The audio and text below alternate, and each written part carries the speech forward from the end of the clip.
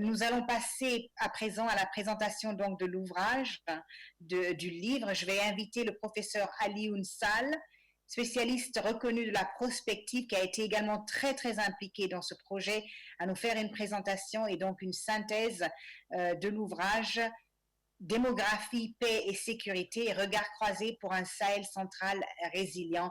Professeur Sall, vous avez la parole.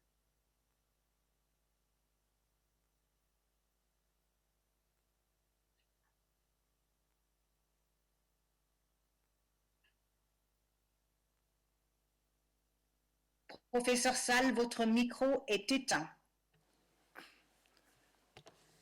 Excellences, Monsieur le Ministre, directeur de cabinet de Son Excellence, Monsieur Mahamadou Issoufou, Président de la République du Niger, Mesdames et Messieurs les ministres des pays du Sahel central, distingués participants d'ici et d'ailleurs. Vous me permettrez de faire deux remarques préliminaires qui sont autant de prolégomènes au regard croisé pour un Sahel central résilient, du nom de l'ouvrage que M. Ngom Mabigué, directeur régional de l'UNFPA pour l'Afrique de l'Ouest et du Centre, m'a invité à présenter. La première remarque porte sur les raisons de cet ouvrage. Si l'on doit en croire le directeur régional, c'est une certaine lassitude qui serait à l'origine de l'ouvrage, une sorte d'irritation provoquée par les discours défaitistes et simplistes sur le Sahel. Le directeur régional me permettra d'avoir une lecture légèrement différente qui me fait voir cet ouvrage comme étant plutôt la résultante d'une ambition qui se décline en deux objectifs. L'ambition est très clairement d'aller au-delà de la gestion des urgences.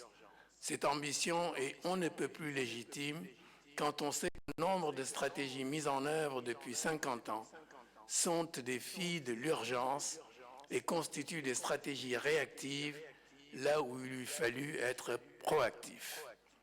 Quant aux objectifs, ils découlent d'un double impératif, celui de comprendre les facteurs qui entretiennent la fragilité et d'aller au-delà des poncifs, ensuite celui de comprendre, non pas seulement pour assouvir une certaine curiosité intellectuelle, mais aussi et surtout pour agir, en l'occurrence transformer et aider le Sahel à être résilient. La seconde remarque porte sur le statut et l'identité de l'ouvrage. Les contributeurs à l'ouvrage émanent de plusieurs cercles, ont des affiliations diverses, des profils disciplinaires variés et des penchants et couleurs aussi variés que le permet l'arc-en-ciel politico-idéologique. Pour autant, il n'a à aucun moment été question de défendre la ligne d'une institution ou de camper sur des positions partisanes. Le choix a été plutôt d'aborder le sujet complexe en reconnaissant la diversité comme une source d'enrichissement et en considérant qu'une question bien posée vaut plus qu'une réponse qui ne serait qu'une demi-vérité. Une telle posture confère à l'ouvrage le statut d'une réflexion collective menée par des hommes et des femmes qui ont choisi de s'exprimer intuiti personae, donc en toute liberté.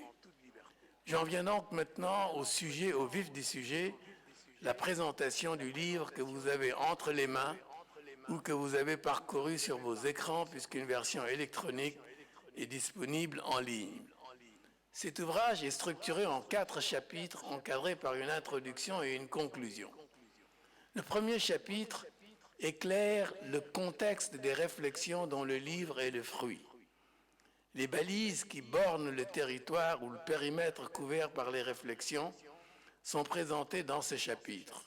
Ce sont en l'occurrence 4 cadres constitués par un cadre conceptuel qui s'imposait en raison de la polysémie des notions de démographie, paix et de sécurité, et en raison de la complexité de l'archéologie des savoirs et des épistémologies qui fondent les diverses significations associées à ces notions. Ensuite, un cadre analytique. Il était important de l'expliciter parce que le choix qui a été fait de traiter la complexité du nexus démographie, paix et sécurité à partir d'une modélisation statistique de la relation entre ces notions, ce choix est relativement novateur. Il est assez rare dans la littérature qui existe sur ce sujet. En troisième lieu, un cadre méthodologique constitué par une revue documentaire qui combine une revue générale de la littérature sur le sujet à l'analyse des travaux sectoriels et globaux. Il y a eu également une revue par les pairs, qui est une originalité qui a été permise par la mise sur pied d'un conseil scientifique pour encadrer les travaux sur la démographie, la paix et la sécurité. Mais le plus important, c'est sans doute la quasi-sacralité qui a été accordée aux faits et aux évidences et aux aspérités du terrain, comme dans toute bonne démarche empirique. Je crois qu'il y a là une valeur ajoutée qu'il importe de mettre en exergue. Ensuite, dans ce chapitre 1, le cadre politique est évoqué, et ce cadre politique est caractérisé par une conjonction d'intérêts conjoncturels et structurels pour le Sahel, une conjonction arrimée à la conviction qu'exprime le président Issoufou dans sa préface, à savoir que le Sahel peut et va gagner la guerre contre la vulnérabilité. Le chapitre 2 consiste en un diagnostic stratégique de la problématique démographie, paix et sécurité dans le Sahel central. Le choix du Sahel central comme unité d'analyse se justifie par le fait qu'il s'agit d'un sous-ensemble relativement homogène à certains égards, mais en même temps riche de la diversité qui est très majeure du faciès sahélien.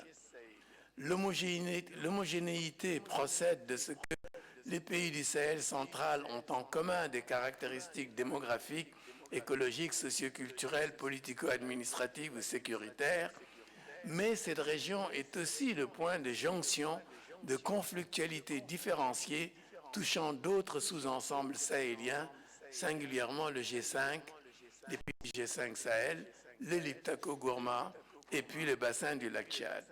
Le diagnostic stratégique auquel se livre le chapitre 2 fait apparaître des invariants qui ne sont pas en grand nombre et qui sont constitués pour l'essentiel par l'aridité, qui est une donnée structurelle dans le Sahel. Ensuite, un certain nombre de tendances lourdes, ce sont en l'occurrence des données d'ordre sociologique, telles que le fait que les sociétés sahéliennes sont des sociétés d'ordre et de caste, des données démographiques, en particulier le ratio de dépendance démographique qui est très élevé, des considérations politiques, singulièrement la persistance des inégalités, qu'elles soient des inégalités de genre ou des disparités spatiales ou des inégalités économiques, et puis, clin d'œil évidemment particulier pour les chercheurs, la faiblesse des investissements dans la recherche et le développement. Ensuite, la troisième catégorie de variables que fait apparaître le diagnostic stratégique est constituée par ce que l'on appelle des germes de changement. Et parmi ces germes de changement, il y a bien sûr la montée de l'insécurité et des nouvelles modalités d'expression de l'insécurité. Il y a également une reconfiguration des acteurs et des changements dans le rôle de ces acteurs. Et puis, sans doute, une diversification et une concurrence dans les paradigmes de développement, notamment une concurrence entre le modèle néolibéral et des modèles inspirés par le mercantilisme, et puis des modèles de développement inspirés par les théories post-développement, singulièrement pour celles qui portent sur le développement humain et la version amartyacienne.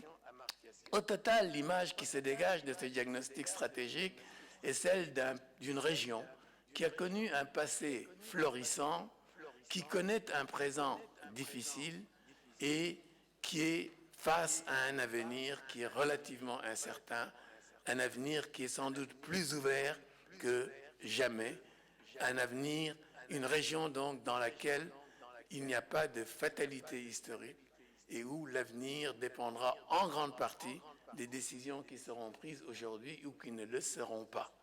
Il n'y a donc pas de raison de penser que le Sahel est condamné ni à réussir, ni à échouer. C'est un peu l'image qui se dégage du diagnostic stratégique. Le chapitre 3 consiste en une exploration des avenirs possibles qui se justifie pleinement du fait que la région est précisément comme à la croisée des chemins et que plusieurs voies s'ouvrent devant elle.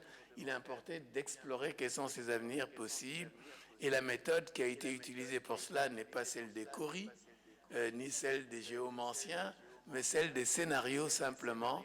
Le temps me manque évidemment pour présenter en détail la méthode de construction des scénarios et les hypothèses dont la combinaison a produit ces scénarios. Mais ce que l'on peut retenir, c'est que la démarche qui a été choisie est une démarche de type exploratoire. La question qui s'est posée est celle de savoir que peut-il advenir dans le Sahel par opposition à une démarche qui serait normative et qui consisterait à prescrire ce que doit faire le Sahel ou ce que les Sahéliens doivent faire.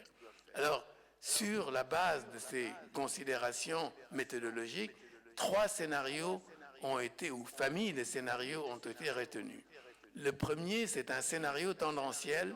Il est dit tendanciel parce qu'il s'inscrit dans le prolongement des tendances enregistrées au cours des 20 ou 50 dernières années. Le second est un scénario d'aggravation des déséquilibres, parce que le pire n'est peut-être pas derrière nous, il peut être malheureusement dans certains cas devant nous. Et puis, un troisième scénario est un scénario d'adaptation aux défis et aux enjeux actuels et un scénario de construction de la résilience.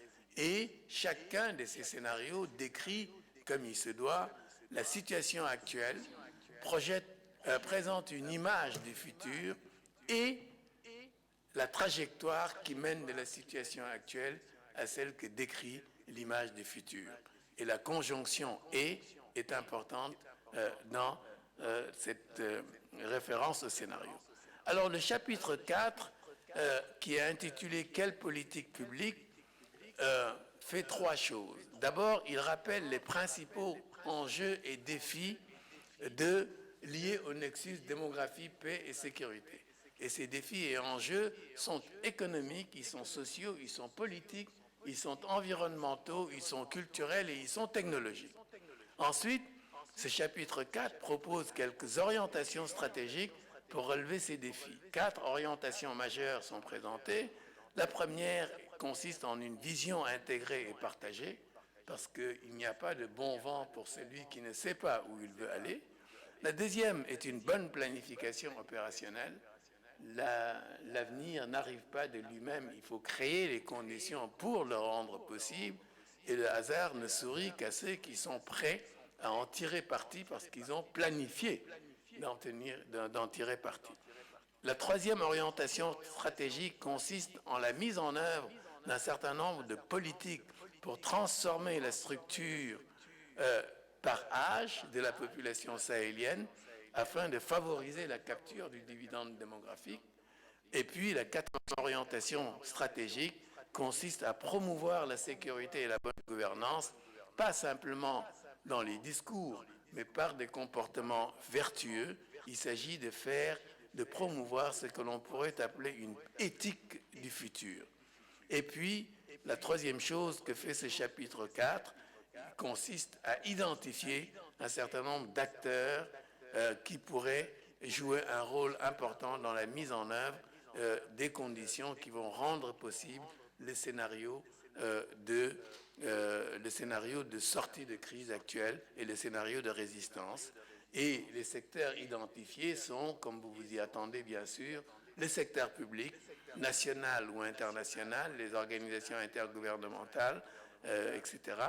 Mais c'est aussi le secteur privé qui a un rôle majeur à jouer dans la mise en œuvre de certaines orientations. C'est enfin la société ou les sociétés civiles qui ont également un rôle majeur du fait de leur position dans l'encadrement des populations. C'est de la synergie des efforts de tous que résultera la victoire du Sahel dans la guerre que mène cette région contre l'insécurité, contre la vulnérabilité, contre la pauvreté, pour bâtir une région résiliente, ouverte, dont le développement profitera en priorité à ces populations. En d'autres termes, un Sahel en paix avec lui-même et avec les autres peuples du monde. Voilà, Monsieur le Président, voilà, Excellences, Mesdames et Messieurs, distingués participants, l'économie, ou la substantifique moelle, comme dirait l'autre, de cet ouvrage. Je me tiens à votre disposition pour répondre à vos éventuelles questions. Et pour l'heure, je vous remercie de votre aimable attention. Merci.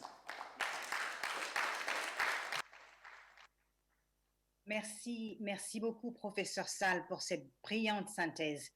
Merci. Et si vous n'avez pas eu l'occasion de vous procurer l'ouvrage, je vous invite à le faire, car comme le professeur Sall l'a indiqué, c'est un ouvrage qui est essentiel pour comprendre les difficultés auxquelles sont confrontées la région du Sahel en ce moment.